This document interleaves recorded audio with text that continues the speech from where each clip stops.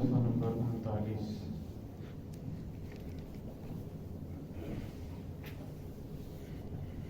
صفحے کی شروع سے لائن نمبر 7 سورہ بقرہ کی آیت نمبر 171. اعوذ باللہ من الشیطان الرجیم. بسم اللہ الرحمن الرحیم.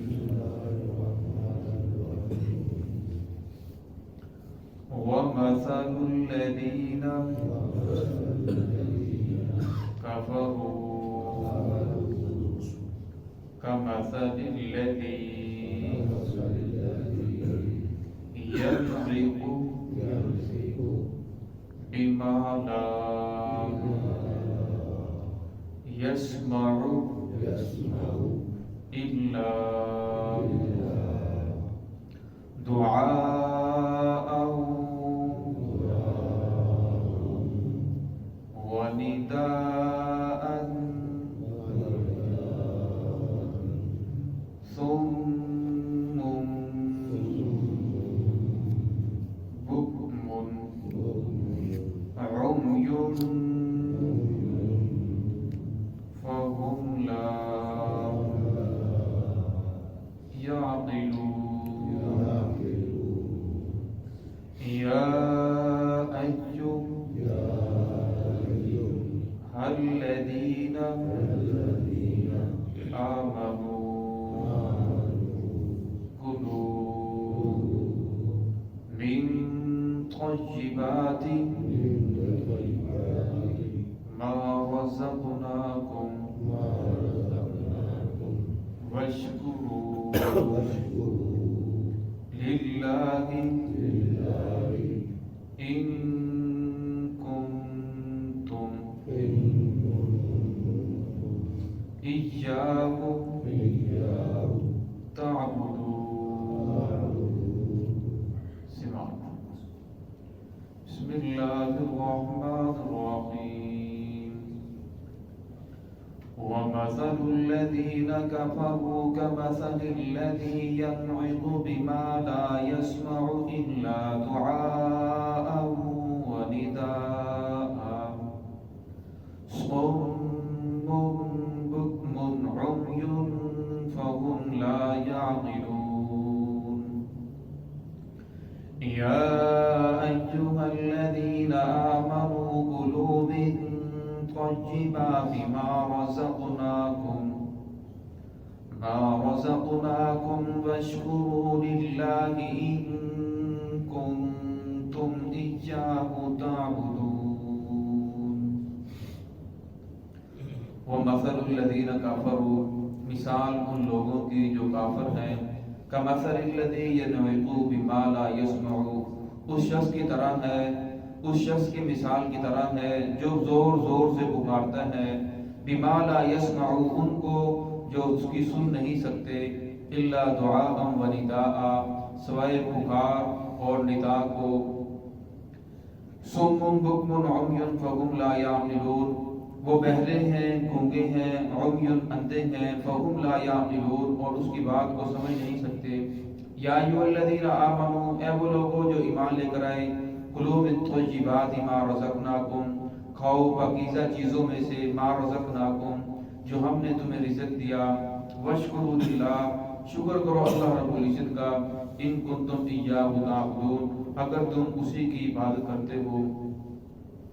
گزشتہ آیات میں ان لوگوں کا تذکرہ تھا کہ جنہیں کہا جاتا کہ اتباع کرو اس چیز کی جو اللہ رب العزت نے نازل کیا.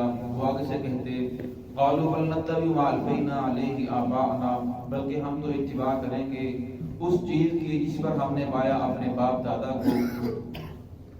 اولو کان آباؤہم لا یعقلون شیئا ولا یہتدون. تو قرآن پاک نے پھر کہا کیا آپ کے جو باپ دادا ہیں آپ اس پر ایمان لے کر آؤ گے، آپ ان کی بات کو مانو گے، ان کی پیروی کرو گے اگرچہ انہیں دین کی بالکل سمجھ نہ ہو، آسمانی کتاب سے وہ واقف نہ ہو اور کسی آسمانی کتاب کو دین کی بالکل سمجھ نہ ہو، آسمانی ہدایت ان کے پاس موجود نہ ہو، پھر بھی ان کی بات مانو گے.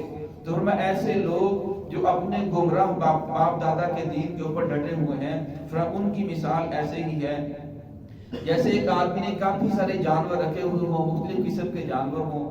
اب فرمایا کہ وہ آدمی کھڑا ہو کر ان جانوروں کو زور زور سے پکارتا ہے، فرمایا جانور اس کی پکار کو سنتے ہیں، انہیں سمجھ نہیں آتا کہ ہمارا مالک ہمیں کیا کہہ رہا ہے۔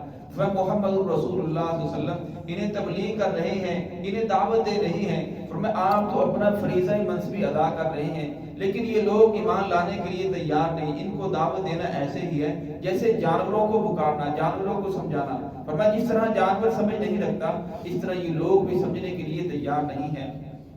آگے فرمایا سم بکم عمی فہم لا یعقلون، فرمایا یہ بہرے ہیں، اب کانوں سے بہرے نہیں تھے بلکہ حق کی بات سننے سے بہرے تھے۔ اور فرمایا بکم یہ گونگے ہیں، یعنی بول نہیں سکتے، اب بولتے تو تھے لیکن حق کی بات نہیں بول سکتے تھے، حق کی بات بیان نہیں کر سکتے تھے۔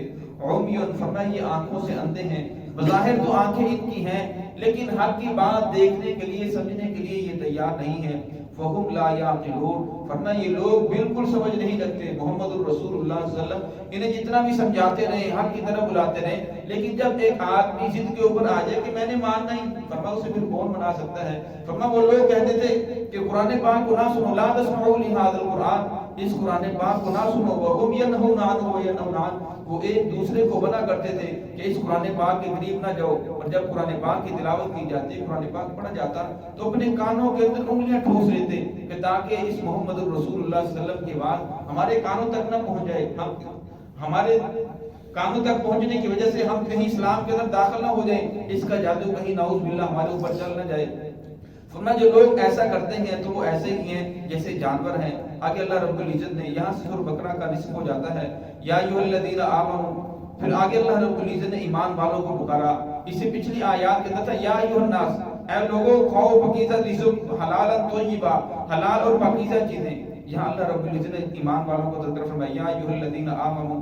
قرآن پاک کے اندر 88 مقام پر غالباً اللہ رب العزت نے لوگوں کو، ایمان والوں کو پکارا، یا ایھا الذین آمنوا، اے ایمان والو، کلوا من طیبات، کھاؤ پاکیزہ چیزوں میں سے، مما رزقناکم، جو ہم نے تمہیں رزق دیا ہے، واشکروا للہ، اور پھر فرمایا اللہ رب العزت کا شکر ادا بھی کرو۔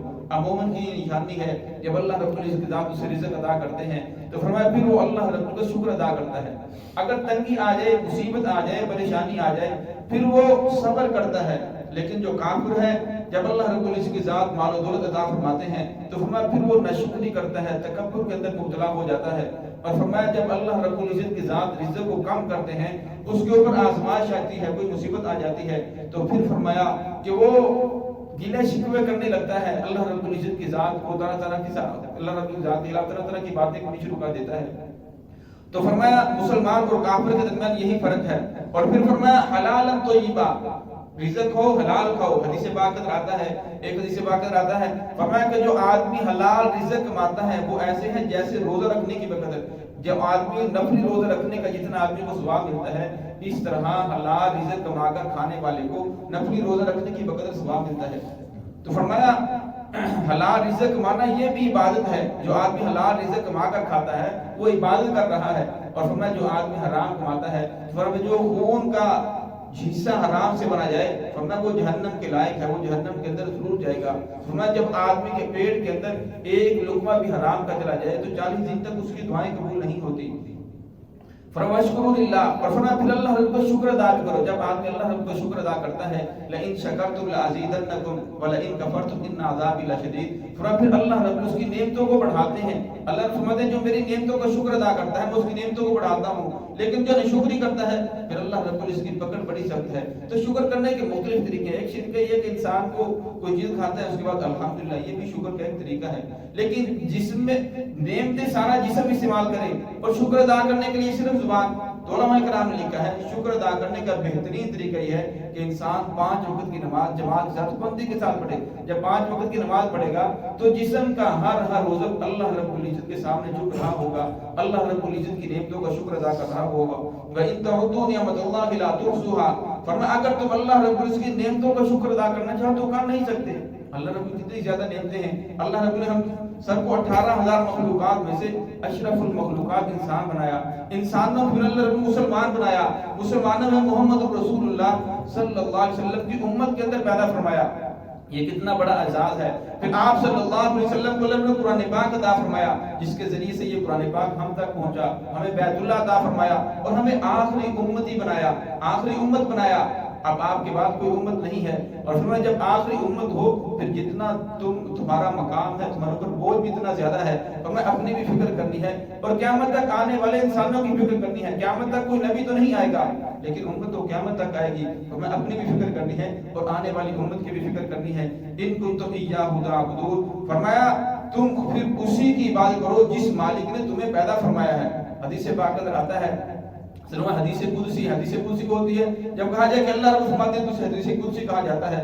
اللہ رب فرماتے ہیں کہ بندوں کو پیدا میں کرتا ہوں, بندوں کا خالق میں ہوں, لیکن فرمایا یہ عبادت کسی اور کی کرتے ہیں. جنوں اور انس کو پیدا میں کرتا ہوں لیکن فرمایا جنوں اور انس عبادت کسی اور کی کرتے ہیں. اور جنوں انس کو رزق میں دیتا ہوں لیکن فرمایا یہ شکر کسی اور کا ادا کرتے ہیں. فرمایا جس مالک نے تجھے اتنی زیادہ نعمتیں عطا فرمائی ہیں, انسان کو شکر بھی اسی کا ادا کرنا چاہیے. دعائیں کہ اللہ رب العزت ہم سب کو صراط مستقیم پہ چلنے کی توفیق عطا فرمائے. بسم اللہ الرحمن